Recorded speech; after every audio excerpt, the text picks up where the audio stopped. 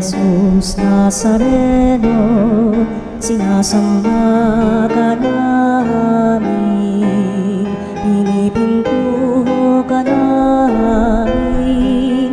Aral mo ang aming buhay at kaligtasan, Nuestro Padre Jesus Nazareno. Iligtas mo kami sa kamatayan, ang krus mong pinamatayan ay sagisag ng aming kaligtasan. Nuestro Padre Jesus Nazareno, dinarangal ka namin. Nuestro Padre Jesus Nazareno, inulwalhati ka namin. Nuestro Padre Jesus Nazareno, inarangal ka namin. Nuestro Padre Jesus Nazareno, inulwalhati ka namin. Purihin ang Panginoon, umawit ng kagalakan, at tugtugin ang gitara at ang kaaya-ayang lira.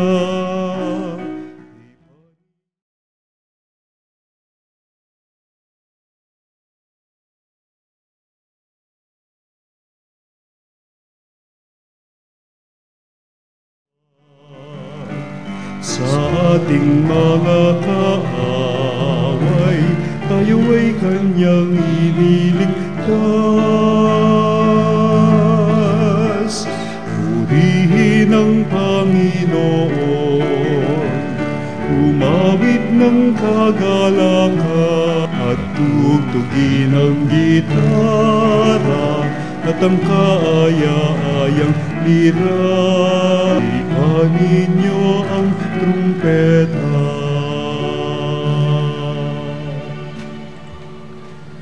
Tayo ay natitipon sa ngalan ng Ama, ng Anak at ng Espiritu Santo. Amen. Ang pagpapala ng ating Panginoong Jesucristo, ang pag-ibig ng Diyos Ama, at ang pakikipagkaisa ng Espiritu Santo, naway sumanyong lahat. At sumayo rin. Ngayon po mga kapatid, mga kapanalig, sa huling araw po ng buwan ng Hulyo ay pinagdiriwang natin at ginugunita natin ang fundadores or founder ng Society of Jesus na si San Ignacio de Loyola, isang pari. Mga kapatid, aminin muna natin ang ating mga kasalanan upang tayo maging karapat-dapat gumanap sa banal na pagdiriwang. Sinugong tagapagligtas sa mga nagsisisi, Panginoon, kaawaan mo kami. Panginoon, kaawaan mo kami. Dumating na ang tagapag-anyaya mga makasalanay magsisi, Kristo, kaawaan mo kami. Kristo, kaawaan mo kami. Nakaluklok ka sa kanan ng Diyos Ama para ipamagitan kami, Panginoon, kaawaan mo kami. Panginoon, kaawaan mo kami. Kaawaan nawa tayo ng makapangyarihang Diyos, patawarin tayo sa ating mga kasalanan, at patnubayan tayo sa buhay na walang hanggan. Amen. Manalangin tayo. Ama naming makapangyarihan, hinirang mo si San Ignacio de Loyola para ilaganap sa tanan ang lalong ikadarakila ng iyong ngalan. Sa tulong niya at sa pagtulad sa kanya, sa pakikihimok dito sa lupang ibabaw, kami naway pangindapating maputungan kasama niya sa kalangitan.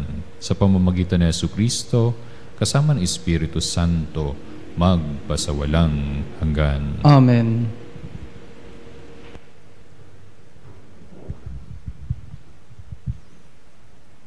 Ang salita ng Diyos mula sa aklat ng Exodus. Noong mga araw na iyon, ginawa ni Moises ang lahat ayon sa utos ng Panginoon. Kaya, ang tabernakulo'y itinayo nila noong unang araw ng unang buwan ng 2 taon mula nang umalis sila sa Ehipto. Si Moises ang nagtayo ng tabernakulo.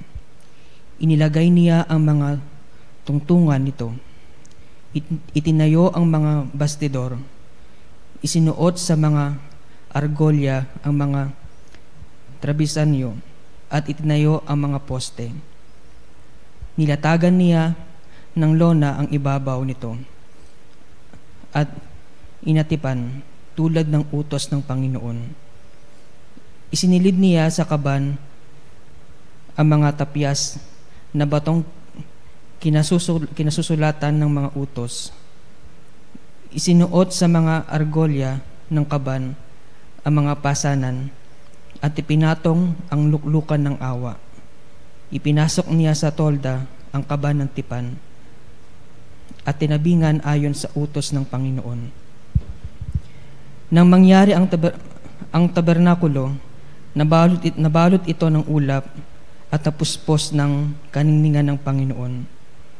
Hindi makapasok si Moises pagkat nanatili sa loob ng ulap at napuspos nga ito ng kaluwalhatian ng Panginoon. Sa paglalakbay ng mga Israelita, nagpapatuloy lamang sila kung tataas ang ulap mula sa tabernakulo. Kapag hindi tumaas ang ulap, hindi sila nagpapatuloy. Hanggang hindi tumataas ang ulap, hindi sila lumalakad.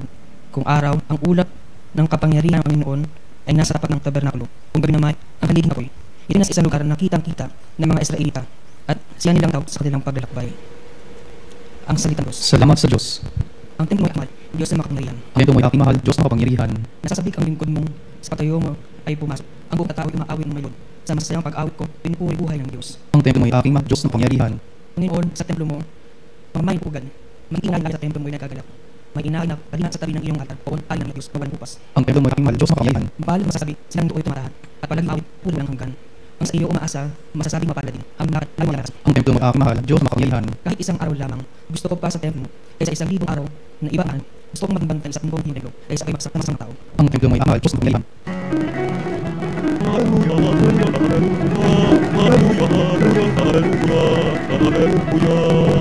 Kamalan, pang-alam na tupan sa tanong buhay. Haleluya, haleluya. Noong ang iwan, sa ang papahiyabuting balita ng Panginoon, Baptista Mateo. Papuyis iyo, Panginoon. Noong panahon, sinabi ni Jesus sa mga tao, ang paghahari ng Diyos ay katulad din ng isang malaking lambat na inihagis sa dagat at nakahuli ng sari-saring isda. Nang mapuno ay hinila ito sa pangpang at naupo ang mga tao upang pagbukod-bukurin ang mga isda.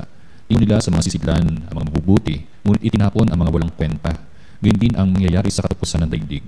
Darating ang mga anghel at ihihiwalay ang mga makasalanan sa mga banal at ihahagi sa mga makasalanan sa maninas na pugon. Do'y mananangis sila at mangangalit ang kanilang ngipin. Naunawan ba ninyo ang lahat ng ito? Tanong ni Jesus. Opo, sagot nila. At sinabi sa kanila, kaya nga ang bawat iskriba na kumikilala sa paghahari ng Diyos ay tulad ng isang puno ng sambahayanan na kumukuha ng mga bagay na bago at luma sa kanyang taguan. Nang nasabi ni Jesus sa mga talinghagang ito, siya'y umalis doon. Mga kapatid, mga kapanalig, ang mabuting balita ng Panginoon. Pinupuri ka namin, Panginoong Hesukristo. Gaya nga ng sabi kanina ay ating kinugunita ang fundadores ng Society of Jesus na si San Ignacio de Loyola. Siya ay isang sunal pero bago siya sumapak doon sa digmaan ay siya ay ang kanyang pamumuhay ay marangya, no? Nasa royal blood itong si San Ignacio de Loyola. Kung natin yung dati nilang release na pelikula ng mga Jesuita, no, sa I think 2018 yata yan or 2017 mga ganyan. At yun din ay pagpapakilala patungkol nga doon sa kanilang founder ng Society of Jesus. So pagkatapos ng ng digmaan, actually hindi pa tapos yung digmaan kasi siya ay napilayan, na-aksidente siya doon sa digmaan at yun din ay naisugod pa na naidala pa sa kanilang hospital. At habang siya ay nagpapagaling ay ang tanging babasahin lamang niya ay patungkol sa mga santo or mga banal. At doon medyo nagbago ang kanyang perspective or point of view at doon siya ay naisipan pumasok sa buhay religyoso. At yun nga, habang doon ay siya ay naging religyoso ay inaitatag nga ang kanyang sarili sa pagiging tawag ito, fundadores or founder ng Society of Jesus. So yan si San Ignacio de Loyola. So sila yung dapat ay parang kasama doon sa mga orders pero hindi na nakasama sa 5 great orders. Nung time na yun kasi parang tatawag ito yung hininto na yung pag-declare doon sa mga congregations. Kaya society ang sa kanila sa San Ignacio de Loyola ang kanilang naipundar lang kumbaga. So yun. Pero hindi lang, pero maganda ang kanilang na iambag, no, sa lahat ng bagay sa pagmimisyon at mas lalo na dito sa Pilipinas. Makikita natin sila sa education, mas lalo na din sa mga hospital and in prisons ang mga Society of Jesus or the Jesuits. Sige, sa ating ebanghelyo ngayon ay ito yung pagtatapos ng mga talinghaga na ating narinig mula pa noong mga nakaraang araw at ito ay directly karugtong doon sa ating talinghaga kahapon. Ito naman yung patungkol ngayon sa pag-segregate, no? Talaga may segregate, parang basura lang. Dapat lang naman talaga may segregation sa mga basura. Pero ito naman ay segregation patungo sa separation ng doon sa kabutihan at yun din sa kasamaan. Pero sa huli, ang kabutihan talaga dapat ang mananaig sa atin. Ito ang mensahe ng ating ebanghelyo ngayon, mga kapatid, mga kapanalig, dahil in the day of judgment, sa araw ng paghukom, ay pagkakamiti ng Diyos ng tagumpay ang lahat ng gumagawa ng kabutihan, kahit anumang sakit or galin at sakripisyo na ginagawa, ay dapat kabutihan pa rin. No? Bilang din pala ay ipinapagkaloob sa kanila yung kaligtasan, samantalang sa mga gumagawa ng kasamaan ay kaparusahan ang binibigay.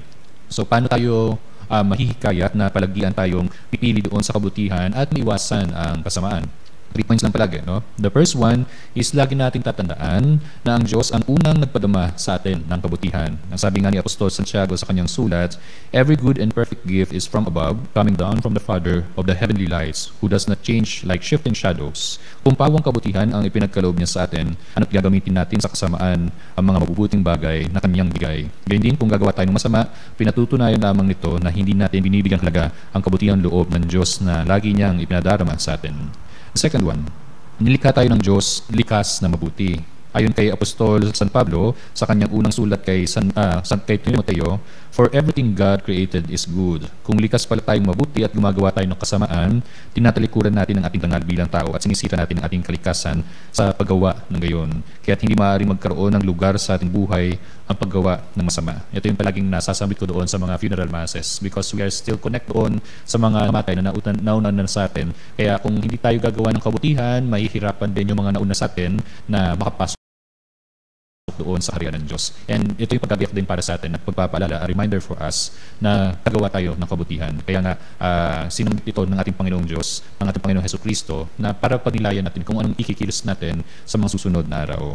Pangatlo at panghuli, sa paggawa natin ng kabutihan ay higit nating nadarama ang kaharian ng Diyos sa ating piling.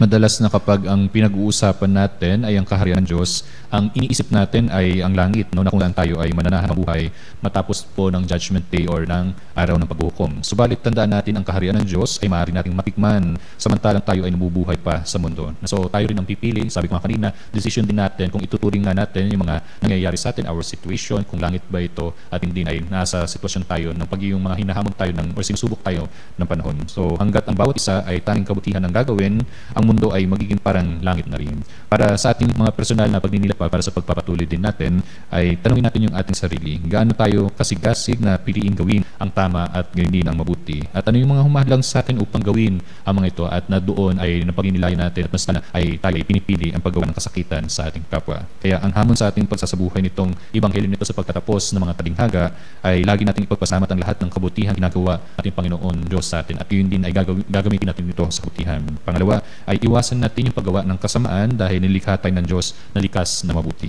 At pangatlo, ipadama natin sa bawat isa yung paghahari ng Diyos sa pamamagitan ng mga kabutihang ginagawa natin. Kaya ipagpanalangin natin sa ating Panginoong Hesukristo at sa tulong nating patron ngayon na ating ginugunitan na si San Ignacio ng Loyola na kabutihan ang tanging ipadama sa atin ng ating Panginoon Diyos upang higit nating maranasan ang kabutihang loob ng ating Diyos Ama at huwag tayong ipahulot na gumawa ng kasamaan bagkus ay maipalaganap natin ang paggawa ng kabutihan, paglinga, pagmamahal na mararanasan ng mga nasa ating mga kapwa at yun din ay maghari ang Diyos sa ating palagian.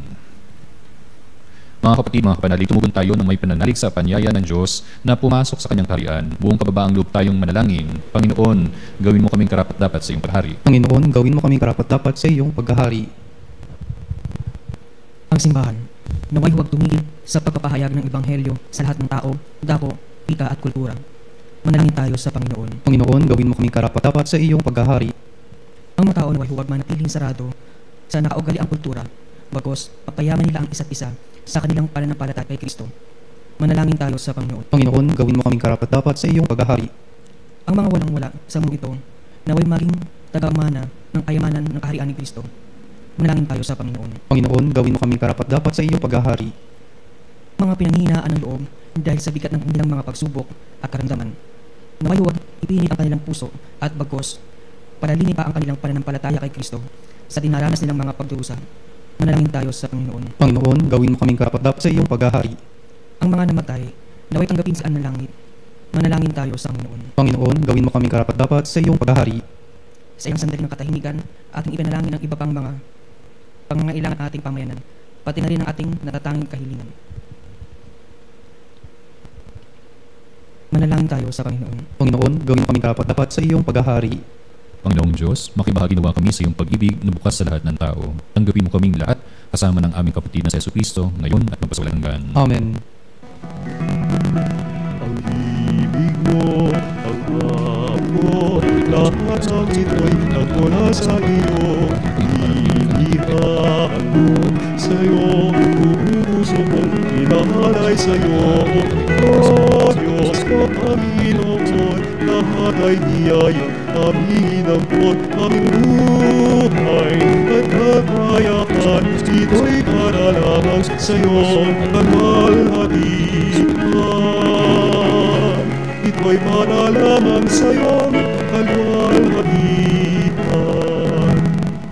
Manalangin kayo mga kapatid upang paghahain natin sa amang makapangyarihan. Tanggapin nawa ng Panginoon itong paghahain sa iyong mga kamay, sa kapurihan niya at karangalan sa ating kapakinabangan at sa buong sambayanan niyang banal.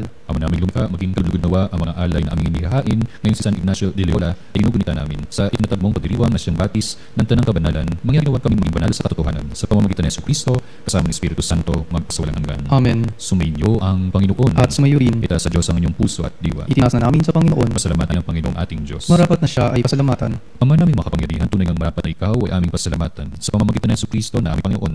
Ngayon si San Ignacio ay pinararangan sa pamumuhay ng totoonan, sa pagiging maasahan sa panunungkulan, kaya't si Jesucristo na maasahan sa katapatan ay inihayag sa pangangasiwa sa sambayanan. Ang masakit ng mga ulirang tagapangasiwa ay nagpapatuloy pa hanggang ngayon sa panalangin kanilang iniuukol kaysa ng sambayanan mong dito ay natitipon. Kaya kaysa ng mga anghel na nagsisiawit ng papuri sa iyo na walang humpay sa kalangitan, kami nagbubunyi sa iyong kadakilaan.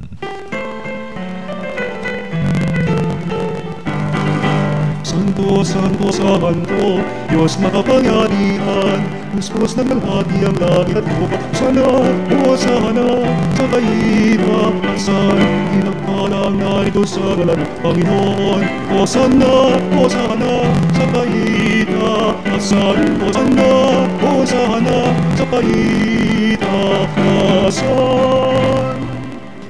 Ama naming banal, ikaw mukha ng tanang kabanalan, kahit sa pamamagitan ng iyong Espiritu wing banal ang mga kaloob na ito upang para sa amin maging katawan at tuop ng aming Panginoong Jesucristo. Bago niya pinagtisan sa loob ng maging handog, hinawa kanyang tinapay, pinasalamatan niya, pinaghati-hati niya yun, hinabot sa kanyang alagad at sinabi, "Ingatan, ito ang aking katawan na ihahandog para sa inyo."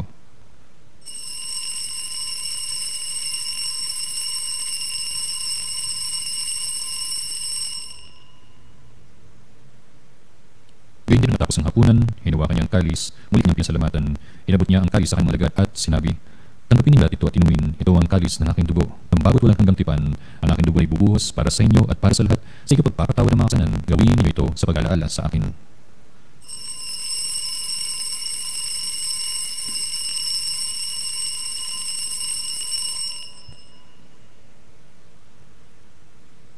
Tingnan natin ang misteryo ng pananampalataya. Si Kristo'y namatay, si Kristo'y nabuhay, si Kristo'y babalik sa basahon. Ama, ginagawa namin iyon ng pag-alala sa pagkamatay at muling pagkabuhay ng anak. Kaya tinaalay namin sa iyo ang tinapay na nagbibigay buhay at ang kalis ng kanyang kaligtasan. Kami nagpapasalamat dahil kami iyong minarapat na tumayusap mo para maglingkod sa iyo. Isinasamo namin kami magsalo-salo sa katawan at dugo ni Kristo ay mabuklod sa pagkakaisa sa pamamagitan ng Espiritu Santo. Ama, lingapin mo yung simbahan ganap sa buong daigdig. Puspusin mo kami sa pag-ibig kay San Leon ng aming Santo Papa, ni Elias mismo na tanang kapayaan ng religyoso at religyosa at ang aming lingkod simbahan. Alalahanin mo rin mga kapatid naming nahimlay na may pag-asang sila muling mabubuhay. Ngayon lahat ng mga pumanaw, kawan sila at patuloyin sa iyong kaliwanagan. Kawan mo at panginapatin kaming lahat na makasalo sa iyong buhay walang wakas. Kaisa ng mahal na Maria na ng Diyos, ang bulaklak at reyna ng Carmelo. Kaisa ng kanyang kabiyak ng puso na si San Jose. Kaisa ng mga apostol ni San Ignacio ng Loyola at lahat ng mga banal na namuhay sa daigdig ng kalugod-lugod sa iyo. May pagbibawanan ng pagpupuri sa ikararangan mo sa pamamagitan ng iyong anak na aming Panginoong Jesucristo. Per ipsum cum ipso et in ipso, est ibi Dei Patrim potenti, in unitate Spiritus Sancti, omnis honor et gloria, per omnia saecula saeculorum. Amen, Amen, Amen. Sa tagubili naman ang gagaling na utos sa tulong ni Jesus na ngayon natin at Diyos, ipahayag natin ng lakas loob. Lagi sumasalangit ka, sumagi ang ngalan mo, tamas amin ang pag-iwan mo, sumagi ang mo, ito sa lugar na nasa langit, ikanangit ka na kita kami, sa araw-araw, at patumarin mo rin, sa aming mga sana, para ng pagpapatawad namin, sa naman sana sa amin, Ipatawag kami, ipaginulot sa Diyos. Nagyayama mo kami sa lahat ng masama. Hiniling namin kami sa lahat ng masama, pagkakapayapaan araw-araw, iligtas sa kasalanan, ay sa lahat ng kapamakan, sa parang bilantan, ang tuwing araw ng pagkakilan sa Hesus Kristo. Sapagkat iyo ay napakihakihang makapil namin. Kaya sa mga pagkakapayapaan, ito ang kapayapaan ng Biblia, hindi mo ang hiyawa sa mga kapayapaan, ang Espiritu Santo, at sa ang kapayapaan ng kapayapaan ng Pilipinas. Sa lahat ng masama. Hiniling namin kami sa lahat ng masama, pagkalban ng kapayapaan araw-araw, iligtas sa kasalanan, at ilayo sa lahat ng kapamakan, samantalang aming pinanabikan ang dakilang araw nagpapahayag na tapas namin sa Hesus Kristo. Sapagkat iyo ang kaharian at ang kapangyarihan at ang kapurihan magpakilanman. Amen. Panginoong Hesus Kristo, sinabi mo sa mga apostol, kapayapaan ang itiwan ko sa inyo, ang aking kapayapaan ang binibigay ko sa inyo. Tungayin mo ang aming pananampalataya at huwag ang paulit-ulit na pagkakasala, pagkaling kapayapaan at pagkakaisa, ay yung kalooban kasama ng Espiritu Santo, magpasawalang hanggan. Amen. Ang kapayapaan ng Panginoon ay laging sumainyo. Sumainyo. Namin kapag magbigay tayo ng tanda ng pamahal at kapayapaan sa bawat isa. Kapayapaan na kapanalig. Sa meron ng Diyos na nakalis ang mga kasalanan sa libutan bawat sa amin. Meron ng Diyos na nakalis ang mga kasalanan sa libutan bawat sa amin. Meron ng Diyos na nakalis ang mga kasalanan sa libutan, ipapaloob mo sa amin ang kapayapaan. Kapatid, mga kapanalig, itong mapagkalingang puso ni Jesus. Ito ang kordero ng Diyos na nag-aalis ng mga kasalanan sa butan, mapalad ang mga yan sa kanyang banal na piging. Panginoon, hindi ako karapat-dapat na makatuloy sa iyo, ngunit sa isang salita mo lamang igagaling na ako. Ikaw sa galang gawa tayo ng katawan at tubo ni Kristo para sa buhay na walang hanggan. Amen. Mga kapanalig at masaling ang konyong spiritual. O Sus, na ako sa lalahan mo sa mga banal na sakramento. Minamahal kita higit sa lahat at hangad ng aking kaluluwa. Hindi man ngayon ang iyong katawan ko, inaasahan ko na patuloy kang mamumuhay sa aking puso. Naniniwala ko na narito ka at isa ka ng aking buong pagkatao. Huwag mong ipahintulot na mawalay ako sa iyo. Amen. Panalangin kay Espiritu Santo o maghahating San Ignacio na kilala bilang tagapagtatag ng isa ni Jesus. Hinihiling namin na bigyan kami ng inspirasyon na patuloy na mamuhay sa biyaya ng Diyos at magkasal ng aming mga kasalanan upang masalubong namin ang aming kamatayan may kabanalan. Tulungan mo kami mag-iwas sa mga tukso sa buhay ng sumisihan ng aming ugnayan sa Diyos at sa kapwa. Naway lalo mamunga ang simbahan ng magagandang gawa para sa ikaunlad ng mga dukha, ikalalaling ng pananampalataya at ikababantog ng salita ng Diyos sa buhay ng mga Kristiyano. Tulungan mo kami sa mga sa hirap at sakit na amin natin sa buhay na nananagami sa iyong pagmamalasakit sa amin at sa tulong ng mapagkalingang ina ng Diyos, ang mahal na Birhen Maria. Alam namin ipagtakal ng Diyos ang hiling sa tulong ng iyong panalangin at sa pamamagitan ni Kristo Panginoon. Amen. San Ignacio de Loyola, ipanalangin mo kami. Sinabi ng Pong Jesus, dumating kong may dulot na apoy bilang kaloob upang itong sansinukob ay magpaalam Diyos. Langin tayo. Pamanaming mapagmahal na paghahain namin ang pagpupuri at pagpasalamat na iyong ginugunita sa San Ignacio ng Loyola ay mundong nawa sa ikadarakila gaman ng iyong kamahalan. Sa pamamagitan ng Jesucristo, kasama ng Espiritu Santo, pasang pamahalabi at sa mga Diyos, sa mga napatatang ng Santo, pwede sa naging mga ngayon din ay patas ng kalusugan. Sumainyo ang Panginoon At sumayo rin. at pagpalain kayo ng makapangyarihan Diyos. Ama, Anak, ng Espiritu Santo, Amen. kayain na natin ang banal na misa, humayo kayong mapagbingap tulad ni Kristo. Salamat sa Diyos.